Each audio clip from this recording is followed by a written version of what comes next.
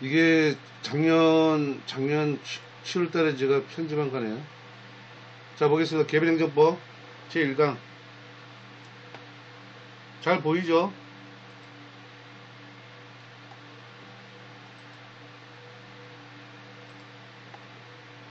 자, 개별행정법 제1강, 행정조직법입니다, 지금. 처음에 이제 행정조직법에 대한 개념을 봅니다. 자, 행정조직법. 행정기관, 우리는 행정기관을 보통, 우리는 국가나 또는 이제 공공단체를 얘기하고 있어요. 행정기관에 대한 설치, 설치, 또는 이제 폐지, 또는 이제 구성, 권한, 그리고 이제 행정기관에 대한 상호관계, 이런 것들에 대해서 규정되어 있는 법규범, 이게 행정조직입니다. 행정조직법은 이제 이런 건데, 행정조직법은 크게 개념을 물어보진 않아요. 이렇다고 보시면 되고, 자, 이제 중요한 건 이거예요. 큰 개념을 가지고 계세요. 행정법은 크게 지금 얘기하고 있는 조직법하고 제일 마지막에 뭐가 있었어요? 행정작용법이 있었죠. 강론으로서 이렇게 두 개로 나눠져요. 행정조직법은 행정 내부적인 문제, 행정 내부적인 얘기입니다. 그리고 행정작용법은 행정 외부적인 문제였죠. 그래서 우리 교재 제일 뒤에 4강 정도가 행정작용법이 나오는 거예요. 그래서 나머지는 다 행정조직이라고 보시면 되는 거예요. 웬만해서는. 그러니까 이렇게 크게 두 가지로 나눠진다고 생각하시면 됩니다. 그래서 행정 내부는 행정조직법, 행정 외부는 행정작용법에 적용된다. 그래서 이러한 것은 서로 여기서 얘기했던 것처럼 이 내부와 외부 관계는 행정조직법과 행정작용법은 이제 오늘날은 이제 상대화 시켰다. 상대화. 네. 상대화 됐다는 거. 이런 내부 관계에 대한 범위를 이제 광의로 보고 협의로 보고 최협의로 구분했을 때, 그랬을 때는 이제 이 내부 관계는 뭐예요? 행정 조직을 얘기하는 거죠, 지금요. 내부 관계하면 행정 조직입니다. 외부 관계라면 행정 작용법을 얘기하고 있는 거예요. 자, 이제 내부 관계의 범위, 행정 조직법에 대한 범위입니다. 넓게 광의설에 따르면은 행정기관법과 공무원법, 그리고 공물, 영조물, 공기업, 지금 우리 행정작용법 위에 나머지 다 뭐라 그랬어요? 내부관계이긴 한데 광의로 가장 넓게 봤을 때 내부관계를 보는 거죠. 우리 교재도 그렇게 보시면 되는 거예요. 행정작용 빼고 나머지는 다 내부관계, 행정조직법이라고 보시면 됩니다. 협의적으로 보면은 좀 좁혀보는 거죠. 다수설인데 행정기관을 행정조직법의 영역으로 이해하면 된다. 자, 우리는 이제 요 정도 순으로 보고 있죠. 요 정도. 협의적으로 보고 있죠. 대부분. 자, 최협의, 좁게 봤을 때는 국가의 행정기관만, 국가행정기관만 본다는 거죠. 예, 여기서 이제 국가, 공공단체, 이런 것들 공공단체를 빼고 국가기관의 행정기관만 행정조직으로 본다. 그건 최협의에 따라서 볼 때예요. 그리고 이제 지방자치법을 특별행정법으로 이제 봐서 이제 배제한다 이거죠. 이건 최협의설입니다. 최협의. 가장 좁게 봤을 때는 지방자치법은 여기 행정조직법에서 제외된다, 배제한다 이런 뜻이에요. 그 대신 특별행정법으로 본다는 거죠. 자, 이제 원리. 그게 이제 교재에 4페이지에 있는 그 내용을 이제 이렇게 정리한 겁니다. 네. 그러니까 이제 4페이지 내용을 본 거예요. 자, 이제 5페이지. 행정조직법에 대한 원리를 보면은 행정조직하고 민주주의하고 나눠보면 국민이 대통령을 직접 선거를 통해 가지고 뽑죠. 네, 그렇죠. 네, 그래서 민주적 행정 형태라고 볼 수 있는 거예요. 그리고 이제 합의제 행정기관입니다. 그래서 합의제 행정기관 그렇게 보시면 되고,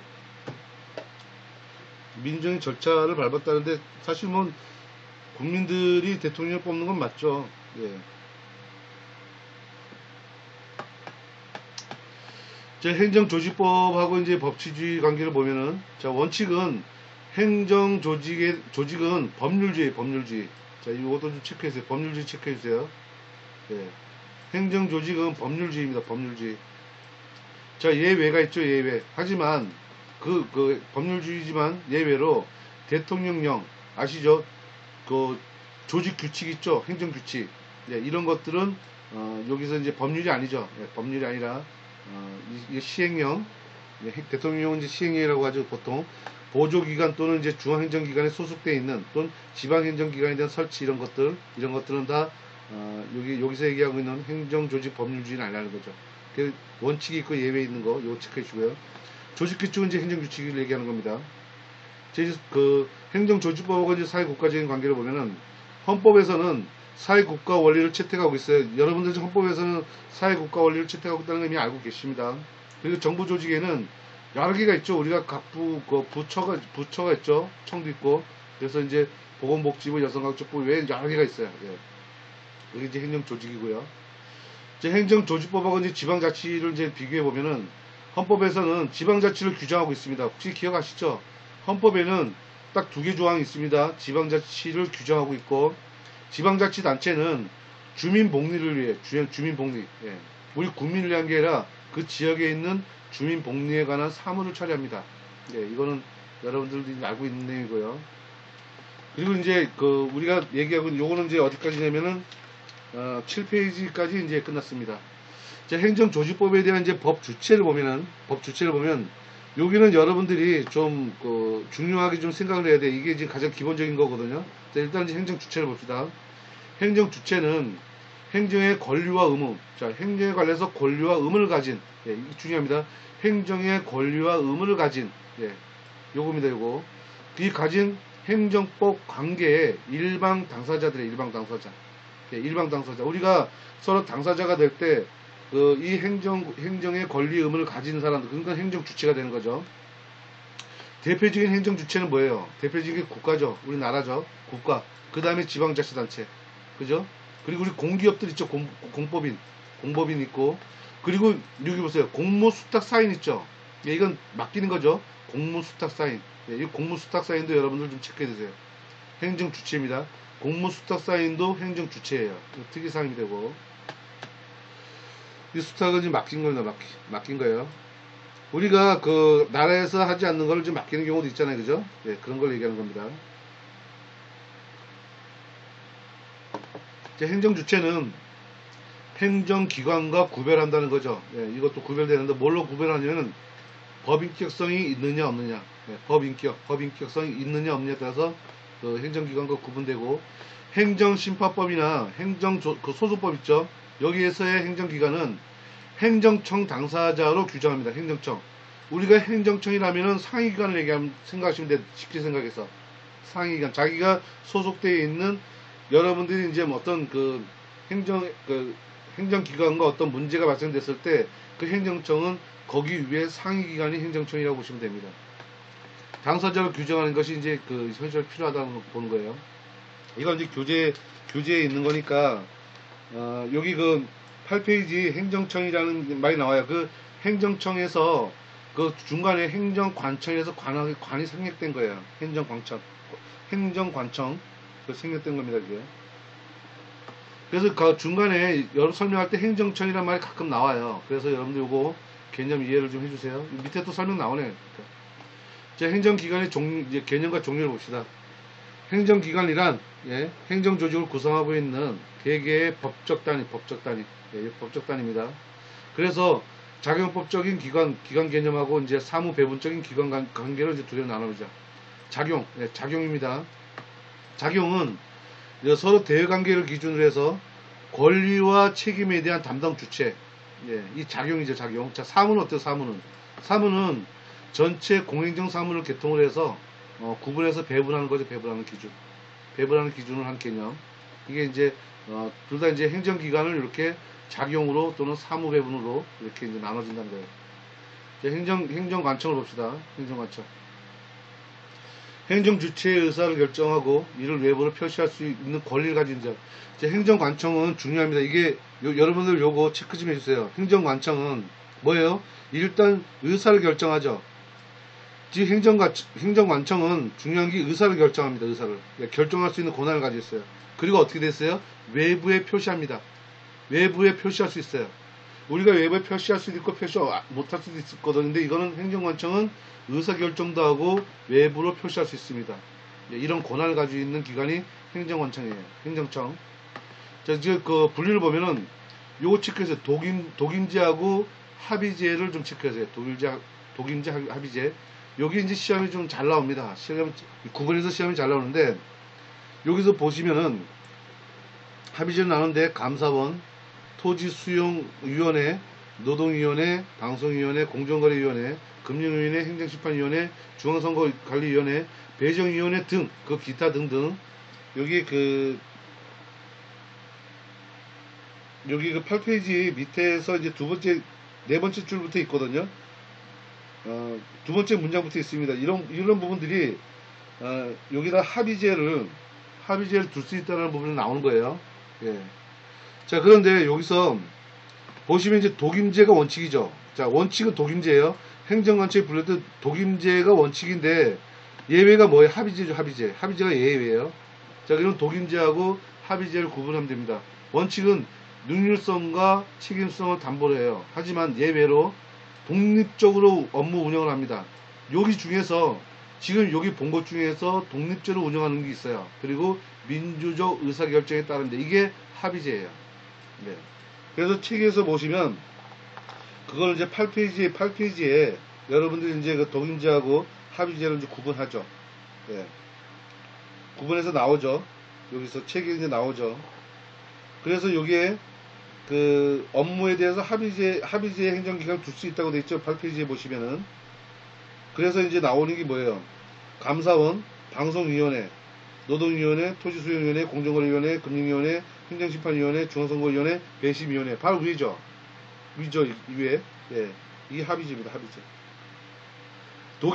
독임행정관청이 독임제 원칙이에요. 하지만 합의행정기관이 예외로 되어 있기 때문에 요거 가르친 거, 요거 좀 중요하니까, 꼭 좀 체크해 두세요. 물론 이제 기말시험을 여러분들 과제물로 가겠지만, 객관식으로 갈 때는 요거 굉장히 중요해요. 요거 중요하니까, 뭐 암기할 정도는 아니어도 문제가 잘 나오는 문제입니다. 자, 이제 보조기관을 볼게요. 다시 이렇게 행정관청은 위에 다시 이렇게 의사결정을 하고 외부에 표시된다 그랬죠. 그런데 보조기관 봅시다.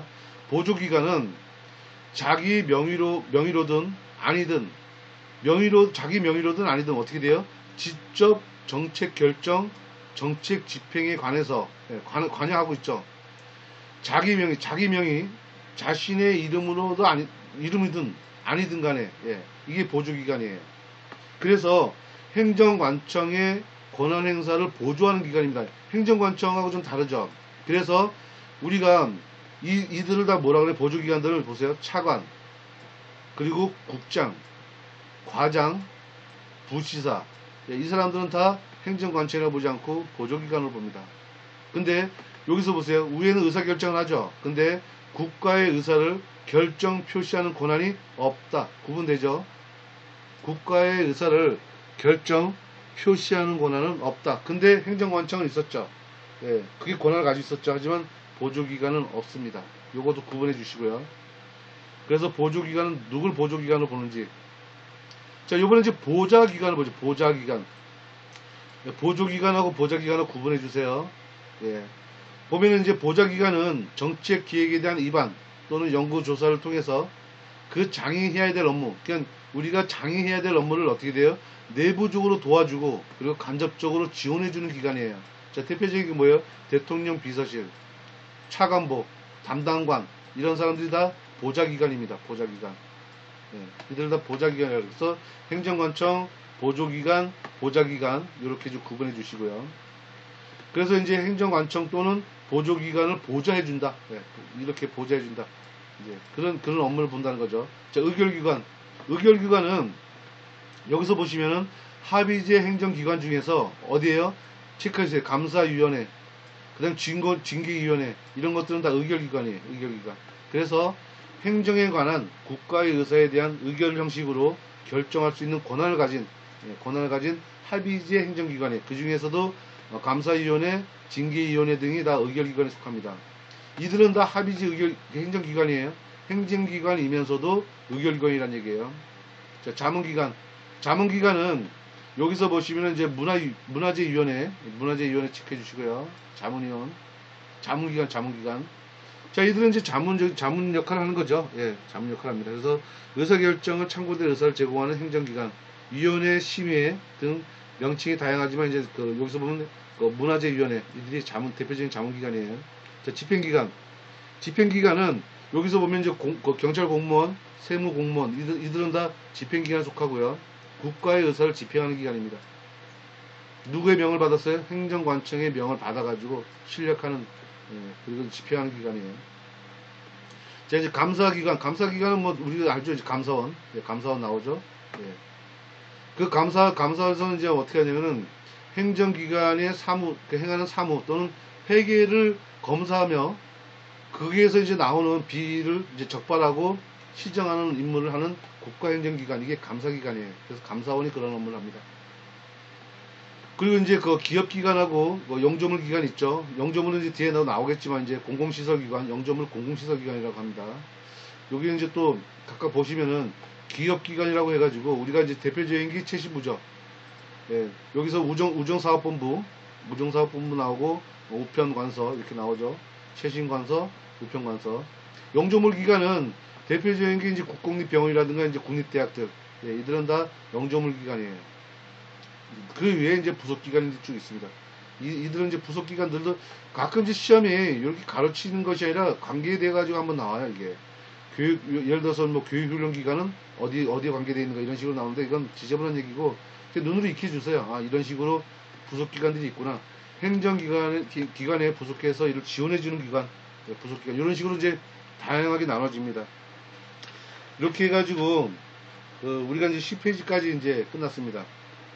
그 다음에 그 행정조직법의 관계를 봅시다. 행정조직법의 관계를 보면 여러분들이 지금 나오는 부분들이 이제 뒤에 이제 계속 반복해서 나와요. 반복해서 나오니까 이 용어들은 일반 행정을 배운 분들은 뭐 아마 그 1학기도 그렇고 아마 책을 제대로 익히지 않았기 때문에 기말 시험을 안 봤기 때문에 익혀지지 않았을 거여서 다들 비슷할 텐데, 아무튼 그 일반 행정하고 굉장히 그 일반 행정 내용이 다시 한번 나오는 내용들이라 여러분들이 좀 일반 행정책도 좀 기회가 되면 좀 봤으면 좋겠어요. 그럼 좀 이해하기도 쉽습니다.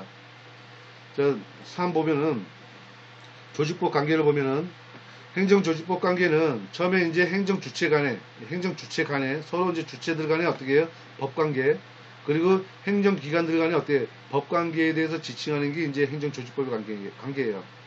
지금 행정조직법은 내부관계라 그랬죠. 내부관계를 규율하는 겁니다. 이제 법률 적용이 원칙입니다. 앞에 나왔죠. 법률 적용이 원칙이에요. 그래서 이제 행정조직법의 관계는 행정의 의사결정을 갖는 행정관청을 중심으로 가는데, 보시면은 권한행사, 행정조직법에 대한 중요한 법은 권한행사라고, 그 다음에 대리하고, 이게 지금 굉장히 중요한 이 단어 용어가 여러분들이 굉장히 헷갈리기도 하지만 개념을 꽉 잡았으면 좋겠어요. 뒤에 나오거든요, 상세하게. 이 개념 하나하나 다 나와요. 권한행사는 도대체 뭐고, 대리는 뭐고, 또 위임은 뭐고, 그리고 상호관계는 어떻게 되는지, 이게 굉장히 또 중요해요. 왜냐면 이 부분이 뒤까지 끝까지 가요. 이 개념이 끝까지 가기 때문에 개념을 확실히 잡고 가셔야 돼요. 그러지 않으면 뒤에가 계속 헷갈립니다. 네, 그래서 행정법이 좀 어렵다는 얘기를 이제 하게 돼요. 요거 개념 잘 체크해서 별표 좀 해주세요. 나중에 뒤에 상세하게 나오니까 권한행사는 뭐고, 대리는 뭐고, 위임은 뭔지, 예, 요런 거 체크 좀 해주세요. 자, 그럼 그 권한이 뭔지, 이제 행정관청의 권한. 권한은 이제 행정관청이 법령상 유효하게 국가 의사를 결정하죠. 처음에 이제 의사를 결정하죠. 국가의 의사를 결정하고, 그리고 또 표시할 수 있는 능력을 가지고 있다 그랬죠. 그리고 이제 그러한 범위, 그런 것들이 다 이제 권한에 들어갑니다. 권한에. 그 한계를 보면은, 한계는 이제 제한한다는 얘기죠. 뭘로 제한하냐면은 헌법과 법률에 의해서 그 한계를 설정할 수 있어요. 그건 이건 뭐냐면 헌법과 법률로 제한하겠다는 거예요. 만약에 이렇게 제한을 안 하면은 행정관청의 권한은 무궁무진해져요. 예, 엄청나게 강해집니다. 우리가 상권이 분리되어 있는데 이게 만약에 규율이 안 돼, 이렇게 제한 한계가 없으면 두 개에 있는 사법부하고 입법부는 아무 의미가 없는 그 정도의 어떤 힘이 막 강해져요. 이제 어떤 한계가 있는지 봅시다. 사항적인 거는 지역적, 그 다음에 대인적, 형식적, 이렇게 네 개로 나눠지는데, 이게 한계.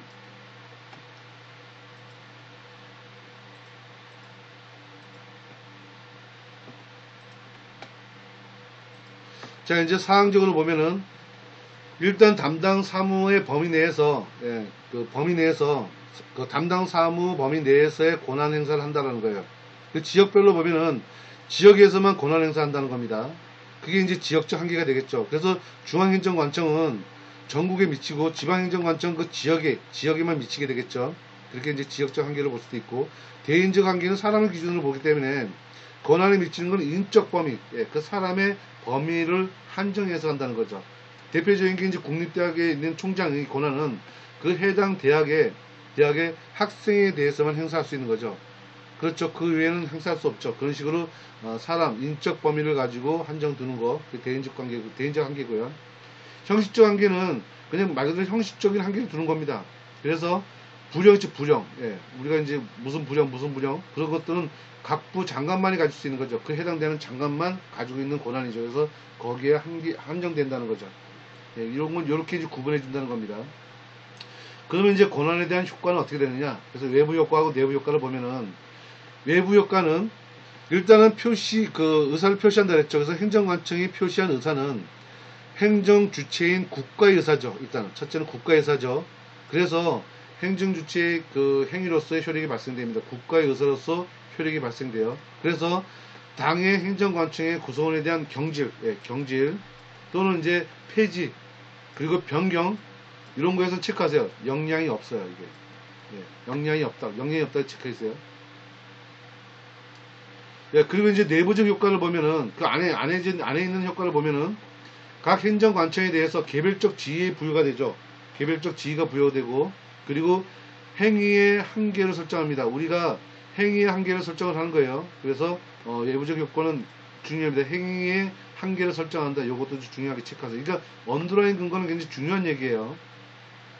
그리고 동급 같은 급에 대한 행정관청 사이에 또는 상하 관계의 관청 사이에도 법령에 명시적 규정이 없을 때가 있죠. 명시적 규정이 없을 때는 그럴 때는 어떻게 할 거냐 이거죠. 그래서 행정관청 또는 하급행정관청의 권한에 속해 있는 사물을 처리하지 못한다. 이것도 체크하세요. 권한에 속하는 사물을 처리하지 못한다. 이것도 중요한 얘기입니다. 서로 이건 동급이에요.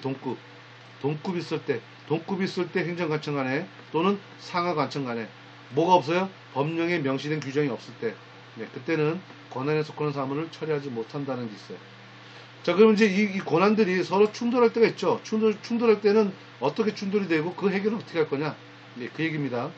요것도 이제 굉장히 중요한 얘기예요. 서로가 충돌되는 거는 서로 의견이 달랐을 때는 충돌되는 경우가 있죠. 여러분들이 뭐 그런 거 본 적 있을 거예요. 상하 관계가 이런 거죠. 서로 이제 위에서 어떤 지시사항이 밑에서 안 받아줄 때도 있잖아요. 그래서 서로 업무를 서로 이제 협조가 안 될 때, 이때 충돌이 일어나는 거죠. 그리고 서로 상호 관계가 좀 달리 보는 관점에서 업무 처리할 때. 자, 충돌 보세요. 여러 행정관청이 자신의 권한으로 주장되어 자신의 권한으로 주장되거나 또는 어떤 관청도 권한 범위가 아니라고 주장하는 경우가 있죠. 그럼 서로 충돌이 일어나죠. 이건 내 권한이다. 이건 권한이 아니다. 이렇게 범위가 아니다. 이렇게 서로 충돌이 일어날 수 있다는 얘기죠. 그럴 때는 어떻게 해결할 거냐? 일단은 공통으로 같은 상급 행정을 관할할 때가 있죠. 그럴 때는 어떻게 상급 행정관청이 해결해 주겠죠. 그 얘기입니다. 공통의 상급 행정청이 관할을 결정한다. 그거는 이제 서로 행정관청이 하나의 상급 행정청 관할에 있을 때 그런 거예요. 그런데 보세요. 공동 상급 행정청이 아닐 때가 있죠. 서로 달라요. 서로 다를 때는 어떻게 해요? 협의. 중요합니다. 이 협의를 합니다. 협의. 서로 맘먹고 막 싸우는 게 아니라 서로 협의를 하는 거예요. 그게 이제 행정절차법 6조 2항의 근거로 해서 각 상급 행정관청이 누가 해요? 밑에 있는 행정이 아니라 각 상급 행정관청이 협의를 한다. 각각의 상급 행정관청이 하는 거예요. 중요합니다. 각 상급 행정청이 합니다. 각 상급 행정이. 자, 예외가 있죠. 예외. 우리가 이제 헌법재판소 보면 기관 쟁송 있죠. 서로 권한 행위할 때, 쟁송할 때, 이때는 어떻게 할 거냐. 이게 예외. 그거는 헌법재판소가 권한이기 때문에 헌법재판소 62조를 가지고 이제 해결한다는 거죠. 이럴 때는. 이건 여러분들이 이미 배웠어요. 헌법에서. 그래서 권한쟁이 있을 때는 기관의 쟁송이라든가 권한쟁이 심판할 때는 헌법재판소로서 해결한다. 그렇게 좀 봐주시면 되고요. 그리고 이제 그 행정관청의 권한 행사에 대한 원칙과 예외가 있는데, 일단 원칙은 스스로 해결합니다. 스스로 행사하죠. 하지만 내가 해결을 못할 때가 있죠. 내가 미처 해결하지 못할 때는 권한을 어떻게 해요? 위임할 수도 있고 권한을 대리할 수도 있어요. 그래서 여기 박스에 있는 권한의 대리와 권한의 이임을 여기 별표 한 3개 좀 해주세요. 이거 굉장히 중요합니다. 이제 권한의 대리와 권한의 이임을 여러분들이 제대로 확인을 하셔야 돼요. 이게 왜냐면은 나중에 이제 지방자치단체까지 이제 같이 연결해서 나중에 설명을 합니다. 그러면 이제 굉장히 여러분들이 혼란이 올 수 있거든요. 그래서 여러분들은 대리 있죠. 우리 민법에서 배웠을 때 대리 그 개념을 가지고 와 있고 우리는 그 행정법은 공법과 사법이 같이 들어와 있다고 보는 거 이미 알고 계시죠. 그래서 민법의 그 원리와 민법과 헌법도 같이 들어와요. 그러면 이제 봅시다. 대리는 일단 우리가 기본 개념은 민법을 먼저 자리를 잡으세요. 그리고 나서 비교하세요. 민법은 이런데 행정법은 이게 아니구나 라는 걸 서로 비교해 주시면 돼요. 권한대리 의의를 보시면 어떻게 되는 보세요. 행정관청의 권한을 어떻게 하냐면 전부를 줄 수도 있고 어떻게 돼요? 일부를 대리할 수도 있다 이거죠. 전부를 대리할 수도 있고 일부를 대리할 수 있다 이거죠. 예. 그러면 보시면 다른 행정기관이 피대리관청을 위한 것이면 어떻게 돼요? 중요합니다. 체크하세요. 표시.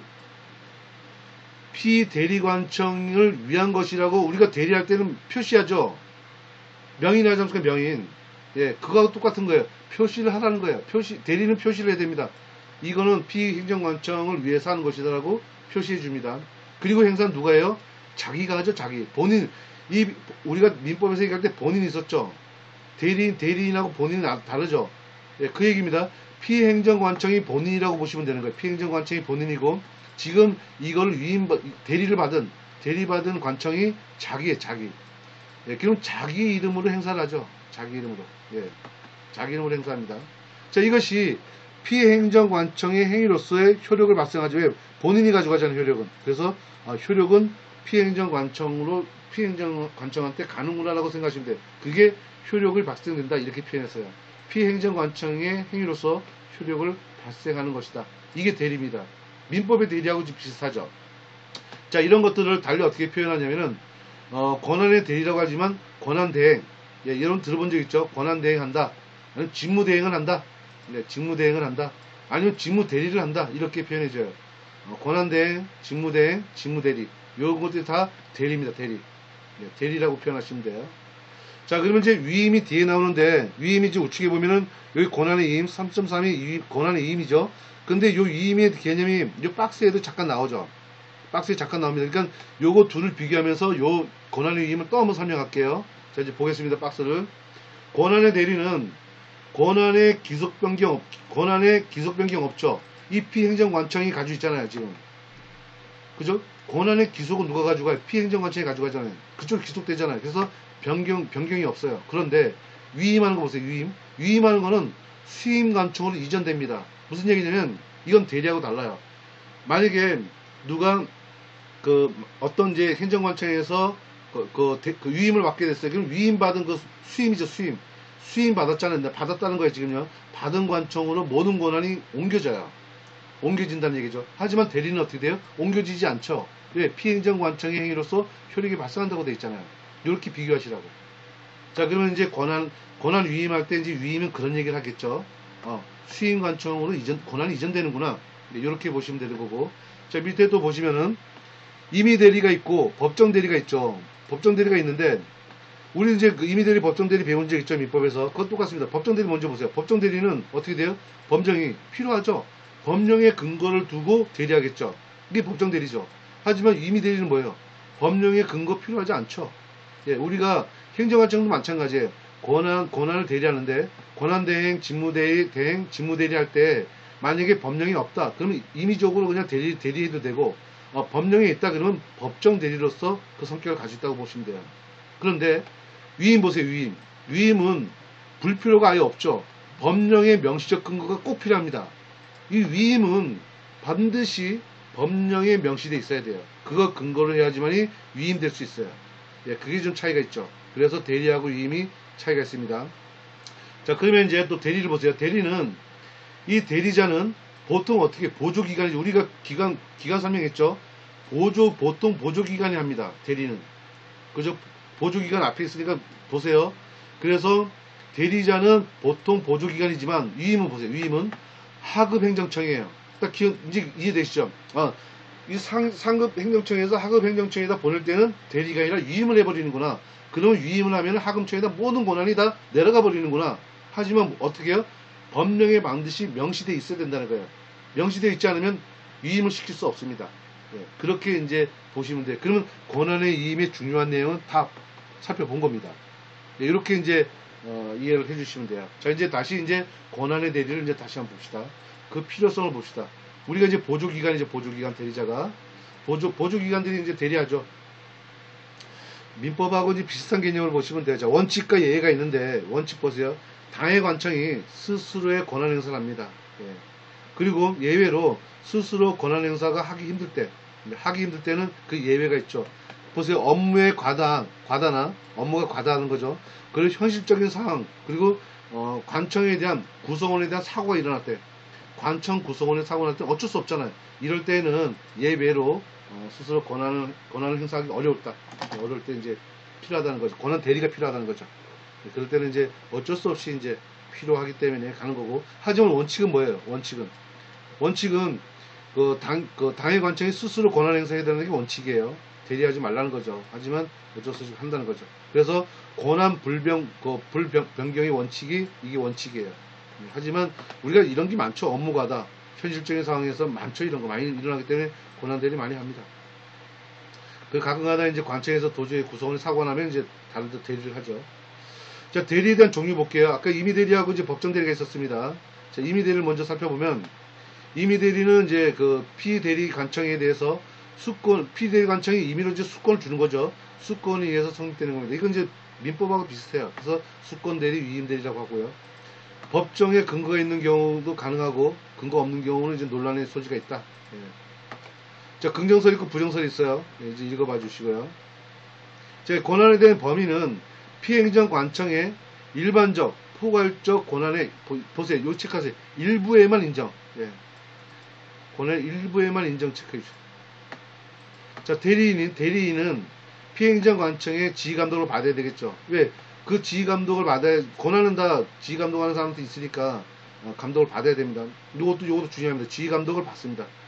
네.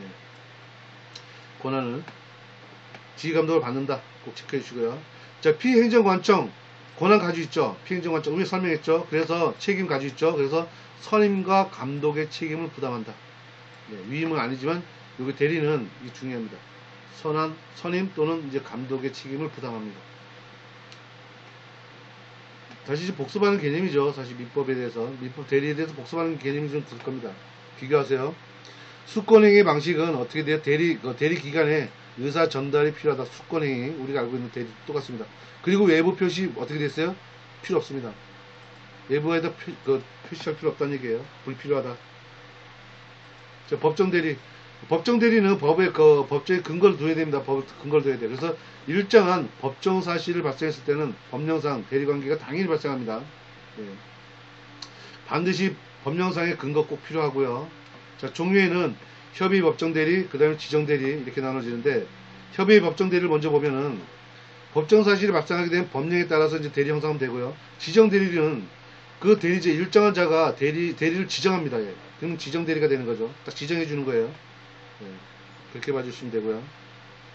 그리고 이제 법정 대리에 대한 이제 대리권에 대한 범위는 어떻게 돼요?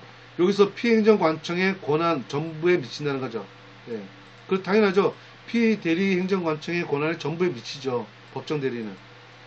그리고 이제 행정 권한에 대한 이제 복대리가 있죠. 복대리. 우리가 민법에서 얘기하는 복대리가 같습니다. 대리의 대리가 되는 거죠. 대리 기간이 복대리 기간을 선임했죠. 민법은 똑같습니다. 이게 대리 기간이 복대리 기간을 선임합니다. 네. 그래서 그 복대리 기간은 피대리 관청을 위해서 이제 합니다. 네. 똑같습니다. 그리고 이제 우리 복대리 민법에서도 임의 대리밖에 없었죠. 법정 대리는 없었죠. 네. 그리고 이제 원칙적으로는 이제 여기서 얘기하는 임의 대리인 경우에 좀 체크해주세요. 원칙적으로 인정하지 않는다. 자, 반면 법정 대리인 경우에는 일부에 대해서만 인정한다. 하지만 이 경우 이제 복대리는 임의 대리에 속한다. 예, 이거는 이제 민법에서 배웠어요, 우리가요. 자, 그리고 이제 권한의 위임을 보면, 이제 위임입니다, 위임. 위임은 요 옆에 있는 그 좌측에 있는 박스를 다시 한번 보지만, 수임관청이 이전되죠, 권한이. 그리고 이제 법령의 명시를 꼭 근거를 둬야 됩니다. 그리고 주로 어디에요? 하급 행정청에다 준다 그랬죠? 네, 요 생각을 하고 이제 가봅시다. 행정관청이 다른 행정기관에 권한의 일부가 이전됩니다. 일부를 이전합니다. 예, 일부. 체크하시고 일부를 이전하여 일부 이전 체크. 자, 사례 보면은 장관이 그 권한에 속하여 있는 사무의 일부를 시도지사에 대해 위임할 수 있죠. 그러면 또 시도지사는 또 다른 밑에 또 하급처에도 또 위임할 수 있습니다. 그래서 시도지사의 자신의 권한을 행사합니다. 또 이 행사를 또 밑에 또 내릴 수 있죠. 예. 위임의 상대방, 위임의 상대방을 보면은 위임 관청의 하급 행정 하급 그 행정청 체크해 주시고, 또 보조기관, 보조기관 체크해 주시고, 보조기관은 대리도 있었어요. 대리도 보조기관이었어요. 하는 것이 보통이에요. 예. 근데 이제 직접 지휘 감독하에 있지 않죠. 예, 대리는 지휘 감독 있었지만 위임은 그럴 필요가 없죠. 왜? 권한이 다 넘어갔기 때문에 지휘 감독 권한이 필요 없어요. 왜냐면 하급처의 모든 권한이 다 들어갑니다. 그만큼 책임 다 지란 얘기예요. 네. 그래서 내려갑니다. 그래서 행정관청이나 사인도 체크하세요. 사인 체크하고 사인도 가능해요. 예.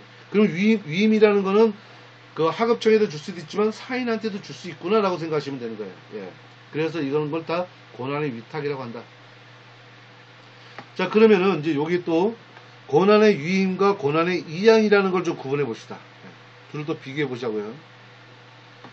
자, 이제 위임이라는 건 앞에 나왔던 것처럼 위임 기간에 법령상의 권한이 남죠. 예, 법령상 권한이 남습니다. 그리고 권한이 위임이 되는 거죠. 넘어갑니다.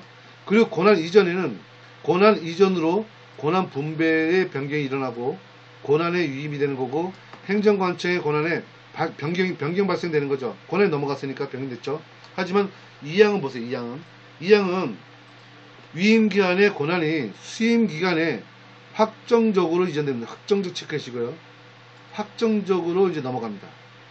그러니까 여기서는 법령상 권한이 넘어갔지만 여기는 수임 기간에 확정적으로 넘어가요. 그리고 뭐예요? 권한의 대리 섞여 갔을 때 이양. 그러니까 이 이양은 대리하고 너무 비슷한 거죠. 예.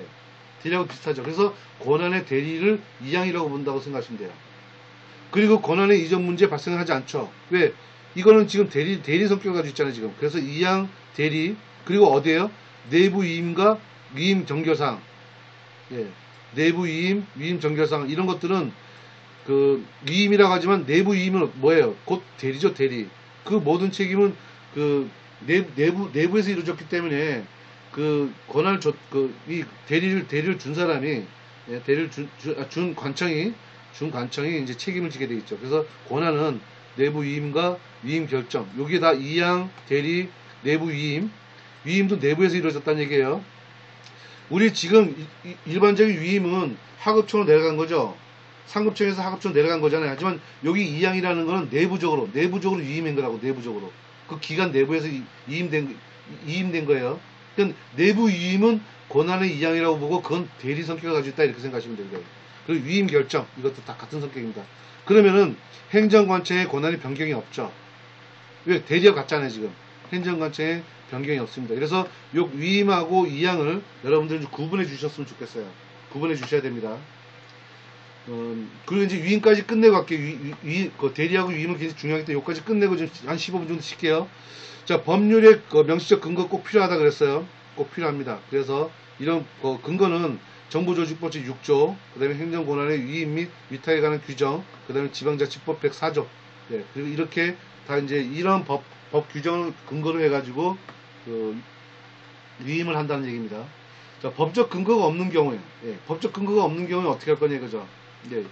그럴 때는 여기 이제 그 긍정설과 부정설이 있는데 판례는 체크하세요. 긍정설. 판례는 긍정설이라는 거죠. 그래서 법적 근거가 없을 때는 정부조직법 6조에서 권한 위임이 가능한지, 가능하다는 얘기입니다. 가능하다. 자, 위임의 범위를 보면은 이게 당호정 5개, 6개 표시되어 있죠. 그게 중요하다는 얘기예요. 위임의 범위는 권한의 일부에 한해서, 자, 일부입니다. 일부. 전부가 아니라 일부에 한해서, 계속 제가 일부 계속 주장하고 있어요, 지금. 권한의 일부에 대해서 전부가 아닙니다. 자, 그런데 권한의 전부 또는 대부분의 위임, 이거 어떻게 돼요? 허용되지 않아요. 예. 허용되지 않습니다. 굉장히 중요한 얘기죠. 권한의 대부분을 위임한다든가 아니면은 전부를 위임한다든가 허용되지 않아요. 그래서 위임관청의 권한이 소멸을 가져오므로 허용되지 않는다. 그 그래서 특별적, 개별적으로 정해져 있는 권한, 위임 가능하지 않다. 요걸 잘 물어봐요. 그래서 이제 당문적 표시를 이렇게 6개나 했습니다. 요걸 아주 잘 물어봐요. 위임의 범위, 일부입니다. 전부 안 돼요. 대부분 위임 안 됩니다. 그리고 특정적, 개별적으로 정해진 권한 안 됩니다. 자, 위임의 상대방을 볼게요. 위임 관청에 대한 보조기관 또는 하급행정기관 앞에 나왔죠. 이게 일반적이에요. 이게 일반적입니다. 일반적이라면 그 다른 게 나오겠죠. 자, 다양화에 따라서 대등 행정청, 행정청이 대등하다는 거죠. 그리고 다른 행정청에 대한 위임, 지방자치단체 또는 그 기관에 대한 위임, 지방자치 그 외에 그 법인단체 또는 개인에 대한 위임, 이렇게 다양하게 되어 있다는 거예요. 그 다양하게 위임을 할 수 있는 겁니다. 자, 위임에 대한 효과는 위임 관청으로부터 어떻게 돼요? 효과는 이전되죠. 예, 중요하죠. 수임 관청으로 권한이 이전된다는 건 얘기했어요. 예, 이거 굉장히 중요한 얘기입니다. 그리고 그러면 어떻게 돼요? 모든 책임을 져야 된다는 거죠. 예, 모든 책임을 져야 된다. 그러면 자, 수임 관청한테 권한이 넘어가면 그다음 위임 관청은 여기 나오죠. 위임 관청은 어떻게 돼요? 책임을 지지 않죠. 예, 책임이 다 넘어갔잖아요. 권한하고 책임이 다 같이 넘어가 버린 거예요. 그래서 위임 관청은 책임을 지지 않는다. 자, 이거 당연한 얘기입니다. 자, 그러면 이제 지휘감독은 어떻게 돼요? 지휘감독도 어떻게 되죠? 예. 여기서 그 위임감청에 대한 위임감청의 보조기관이나 지휘감독하에서 하급기관인 경우에 가능하죠. 예. 그리고 지휘감독하는 거 기관이 아닌 경우에는 특별히 정한 거 없을 때는 지휘감독은 불가능하다. 예, 가능하고 불가능한 경우 이거 체크해주세요. 위임에 따르는 이제 비용 부담입니다. 비용 부담은 위임은 다 넘어갔죠. 다 넘어가서 비용 누가 부담해요? 그치, 위임감청을 넘어갔으니까 이거 당연히 위임감청이 부담하죠. 왜? 내가 그 하급관청에 그 수임관청이 일을 다 했어요. 그리고 그 사무처리 비용을 안 줘. 그러면 이게 뭐예요? 일은 열심히 했는데. 그게 아니죠. 위임관청이 사무처리 비용을 반드시 부담을 해야 될 수밖에 없죠. 권한을 다 넘겨줬으니까 그만큼 이제 비용은 위임관청이 져야죠. 당연히. 수임관청이 열심히 일했으면은 그 처리되는 비용은 다 위임관청이 진다. 부담한다. 이건 뭐 논리적으로도 충분히 이해가 될 수 있는 겁니다.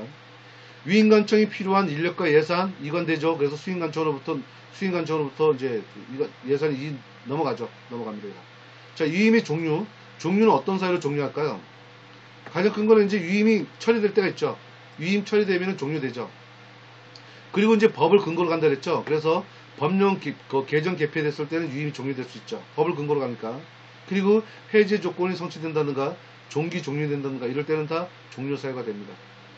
그런데 보시면 위임의 종료로 권한은 다시 위임기간으로 어떻게 돼요?